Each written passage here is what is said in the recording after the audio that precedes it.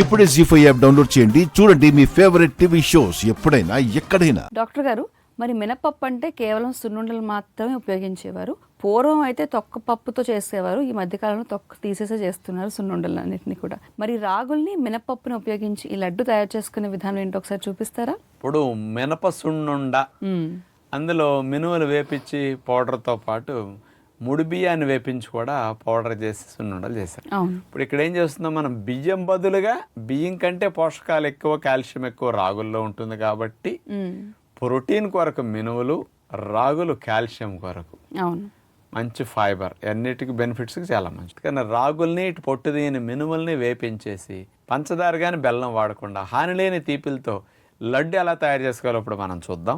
రాగి మినపప్పు లడ్డు తయారు చేయడానికి కావాల్సిన పదార్థాలు: మినపప్పు 1 కప్పు, రాగులు 1/2 కప్పు, ఖర్జూర ముక్కలు 1 కప్పు, నువ్వులు 1/4 కప్పు, తేనె 1/4 కప్పు, జీడిపప్పు ముక్కలు 2 టేబుల్ స్పూన్లు, బాదం ముక్కలు 2 టేబుల్ స్పూన్లు, యాలక పొడి కొద్దిగా. ముందుగా ఒక బాండీలో మనం తీసుకున్న రాగుల్ని వేసేసి దోరగా రాగుల్ని వేపుకోవాలి. ఆ వేగిన రాగుల్ని ప్లేట్లో పోసేసి చల్లారనివ్వాలి. అదే బాండీలో పొట్టు తీయని మినపప్పు కూడా వేసేసి మినపప్పును కూడా వేపుకోవాలి. ఆ వేపించిన మినపప్పును కూడా ప్లేట్లో అట్లా పోసేసుకుంటాం. ఇంకా అదే బాండీలో చివరిగా నువ్వుల్ని వేసేసి నువ్వులను కూడా వేగనిస్తాం. వాటిని కూడా ప్లేట్లో తీసుకుంటాం.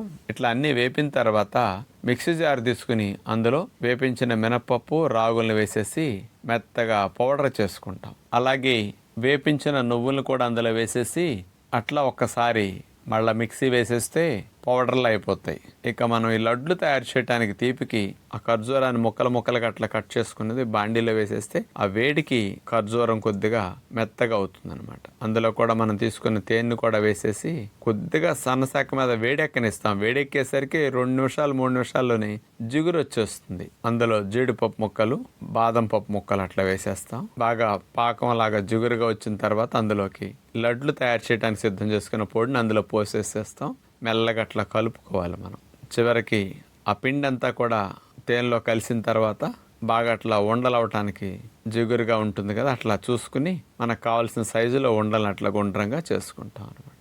రాగి సున్నుండలు సిద్ధమయ్యాయి. చూసారుగా, డ్రై ఫ్రూట్స్తో రాగి సున్నుండలు అలా కావాల్సిన సైజులో చేసేసుకుంటాం. ఈ లడ్డును చూస్తే high protein, calcium rich laddu అని చెప్పొచ్చు. 25% మినుముల్లో ప్రోటీన్ ఉంటుంది. 100 గ్రాముల రాగుల్లో 366 మిల్లీగ్రాముల కాల్షియం లభిస్తుంది. అందుకని అటు బలము, ఇటు ఎముక పుష్టి రెండిటి కొరకు ఈ లడ్డుని కాస్త ముసలవారికి, పిల్లలకు గనక గర్భవతులకు, బాలింతలకు పెడితే భోజనానంతరం చాలా చాలా మంచిది. మనం తీపి కొరకు ఈ లడ్డులో ఉపయోగించినవి చూస్తే ఇంకా ఐరన్ కంటెంట్ కూడా బాగా ఎక్కువ ఉంటుంది. కాబట్టి ఇలాంటి ఆరోగ్యకరమైన లడ్లు భోజనానంతరం రోజు తిన్నా తప్పులేదు. చూసారుగా, మన కార్యక్రమంలో చూపించే లడ్డు రెసిపీస్ కానీ, స్వీట్ రెసిపీస్ కానీ ఎన్నన్నా తీసుకోవచ్చు, ఎలాంటి సమయంలో అన్నా తీసుకోవచ్చు. అంత ఆరోగ్యాన్ని అందిస్తాయి కాబట్టి. మరి డాక్టర్ గారు చెప్పినట్టుగా లడ్డూల్ని కూడా ఆరోగ్యవంతంగా తయారు చేసుకోవాలంటే ఈ రెసిపీని మీరు ఫాలో అయిపోండి. జీ5 యాప్ డౌన్లోడ్ చేసి అన్ని ఎపిసోడ్స్ పూర్తి ఉచితంగా చూడండి.